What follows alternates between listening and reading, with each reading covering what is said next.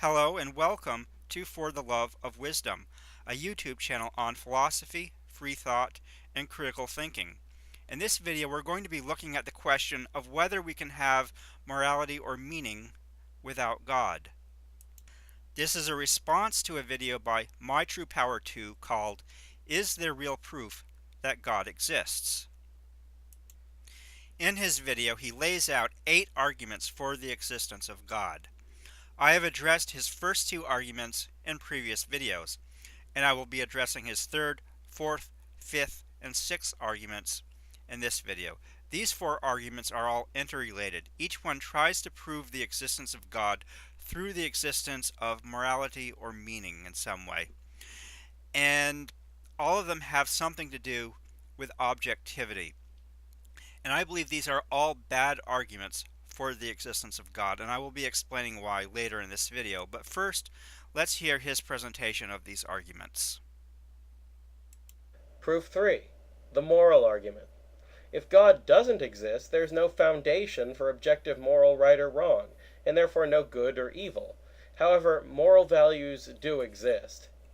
No argument for the existence of moral values could have more strength than this one, that torturing someone for fun is a moral abomination, and anyone who says otherwise is mistaken. Proof 4. The argument from evil. Evil exists, and therefore it must have an objective foundation. See previous argument for what this implies. Proof 5. The meaning of life. There is a meaning to life. However, there can't be any meaning for life unless there's someone who gives it meaning. But we do not give our lives objective meaning. We merely make decisions regarding what we will do next. Therefore, God gives meaning to our lives. Proof 6. Value. We recognize that many things have value, but they can't have any intrinsic value unless there's a measuring stick for value, which represents the greatest possible value. God explains this, and no other credible explanation does. I agree that torturing someone for fun is morally wrong. I'll explain why in terms of values, goals, and character. First, value. My life has value to me. I enjoy living and wish to continue. This is not a mere subjective value. Without being alive, I could not value anything at all, and nothing could be of value to me. This makes the value of my life fundamental and invariable. In recognizing the value of my life, I recognize that life is also a fundamental and invariable good for others sufficiently like myself. I cannot value something for another person unless I first value that person's life. And it's not just mere life that matters. Bacterial life, for example, is not as significant as human life. What also matters is sentience and the ability to value one's own life. If a life form has no mind and does not consciously value its life has no inherent value. But a sentient life that can value itself does have inherent value, and this is typical of human life. In recognizing that life is a good for me, I recognize that it is also a good for other people. In recognizing that happiness is good for me, I recognize that it is good for others. In recognizing that suffering is bad for me, I recognize that it is bad for others. My measure here is the value of my own life as I experience it. This may not be the ultimate measuring stick of the greatest possible value, but it is the fundamental measure of value from my own experience. It is what makes the concept of value meaningful to me. In recognizing the value of other human lives, I reaffirm the value of my own life. If I were to torture others for fun, I would be treating the humanity of others as something worthless, as something that does not matter in a real and fundamental sense, and in doing so, I would fail to affirm the value of my own humanity. To truly value my own humanity, I must value humanity in others. To fully value my life, I must value the lives of others. Acting in accordance with this, I should not torture others for fun. Second, goals. It is in my vested interest to live in a society where people do not torture each other for fun.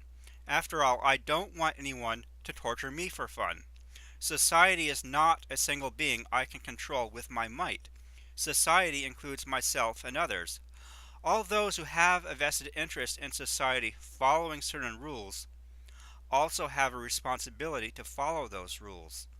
Therefore, I have a responsibility to not do to others what I don't want them to do to me. Since I don't want anyone to torture me for fun, I have a responsibility to not torture others for fun. Third, character. Virtuous character is character that helps a person live the good life. In The Risk of Being, What It Means to Be Good and Bad, Michael Galvin distinguishes between the experience of glee and the experience of joy. Glee is a kind of pleasure felt in doing bad things, and joy is a fullness of being and appreciation and a true appreciation of life.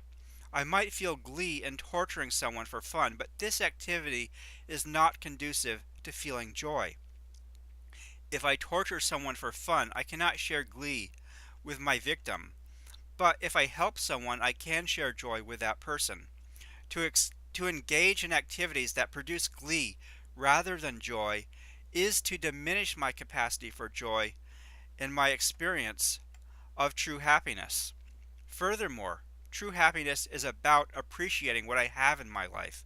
I appreciate my life best when I have a productive and helpful orientation, and I undermine my ability to appreciate my life if I follow an orientation that is malicious and destructive of value. To develop a character that is best for appreciating life, it is best for me to avoid such destructive and malicious behavior as torturing someone for fun. So there you have it, 3 good reasons for regarding torturing someone for fun as morally wrong. It is wrong for failing to recognize the value of human life. It is wrong as a failure to uphold my responsibility to not do to others what I don't want others to do to me. And it is wrong for being destructive of the sort of character most conducive to happiness. The notable thing about each of these reasons is that none involves God. Clearly, I have good reasons to not torture others for fun, even if there is no God. For me, these are reasons for considering it objectively wrong to torture someone for fun. And on that basis, I deny the claim, if God doesn't exist, objective moral right and wrong lack a concrete foundation. Now, you might try to save this claim if you use some very strict sense of objective. But if you use a sense of objective that is so strict it is impossible without God, then it becomes less evident that objective moral right and wrong actually exist. So attempts to support the first premise with a strict sense of objective undermine support for the second premise.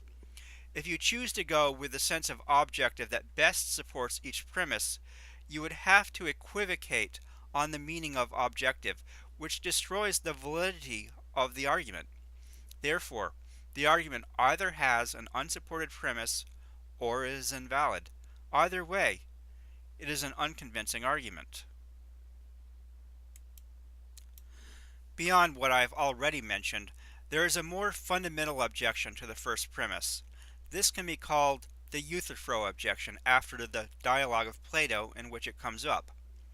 If morality is defined in terms of God, such as the divine command theory, then that leaves God with carte blanche to do anything, and the assertion that God is good has no more content than the assertion that God is God. This actually leaves us without any objective criterion for distinguishing right from wrong. When we look at moral systems that use God as an authority, we actually find a lot of diversity.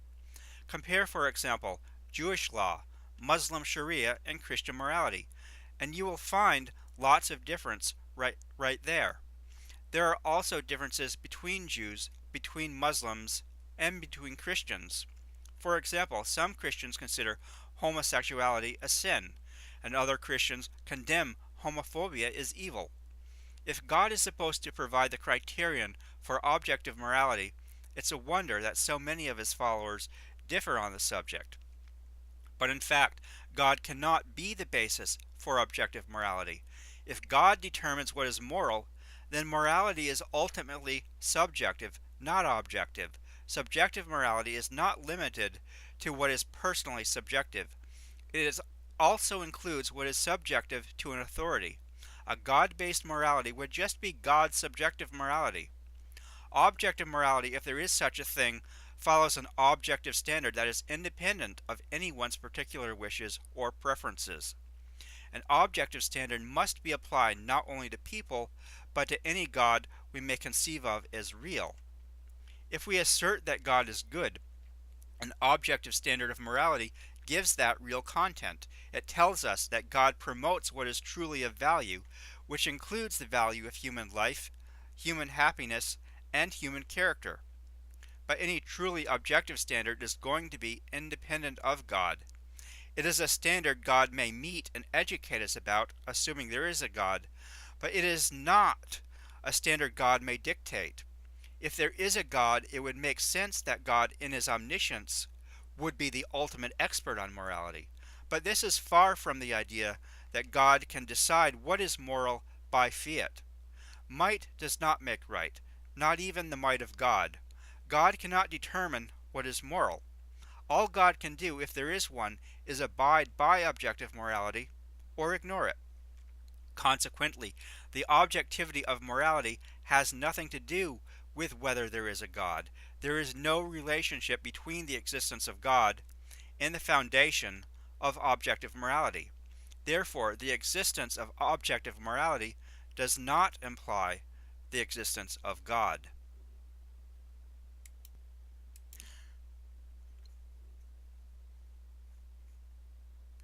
That takes care of the moral argument for the existence of God. The argument from value and the argument from evil are just variations on this, and they fail for similar reasons. I'll point out that I have already given an objective criterion for value that does not depend upon God. Although God, if there is one, could destroy my life or make my life miserable through endless torture, there is nothing God could do that would destroy the role my life plays as a source of value. My life makes possible real value that would not be possible without it. The same goes for your life and the lives of other people. This value is real and it exists independently of any God. This makes human life an objective value. As for evil, there is going to be plenty of it in a world that is not guided by the hand of an omnipotent and omnibenevolent deity. Human life is a real objective value, and its inevitable end is a real objective evil. The misery that often besets human life is another evil. The existence of these evils is not a sign that God exists, and our hatred of them is justified without assuming that there is a God who also hates them. In fact, far from being used as evidence to support belief in God, the existence of evil is often taken as evidence against the existence of God, and the practice of theodicy is about reconciling belief in God with the existence of evil. In fact, one of my old college professors wrote a book on the subject. Whether or not the problem of evil disproves the existence of God, and that's not what this video is about, it is normally admitted, even by Christians, such as my professor here, that the existence of evil challenges belief in God. As for moral evil, that is a matter of bad character, and character matters whether or not there is a God. For an in-depth discussion of moral evil, you can go read my doctoral dissertation. The essential point to make here is that moral evil cannot be defined in terms of God, and its existence does not point to the existence of God.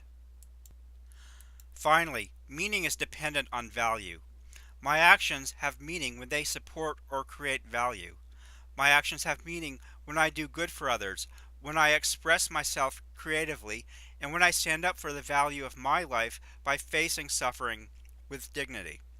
None of this depends upon some external entity bestowing meaning on my actions. Certainly, the objective meaning of my life, if there be such a thing, cannot come from the whim or fiat of an external being. That's not objective at all. That's subjective, as I already explained while discussing morality. My life has meaning through helping others, through educating others, through creating games. through writing my own programming language, through learning about the world I live in, through not letting hardships break me, and through enjoying life, among other things. None of this is meaningless unless and until some external entity imparts it with meaning. That said, these four arguments for God's existence all fail. The key word in each one of these arguments is objective, but God cannot possibly be the source for objective value, objective morality, the objective foundation of evil, or objective meaning. If there is a God, God may create things of objective value, abide by and encourage the practice of objective morality, fight objective evil, and contribute to the objective meaningfulness of people's lives. But God cannot define objective value, morality, evil, or meaning by fiat. That goes against what it means for something to be objective. What is objective is so independently of anyone's whim, desire, or preference, and that includes God. Therefore, God's existence is not implied by the existence of objective value, objective morality, objective evil, or objective meaning.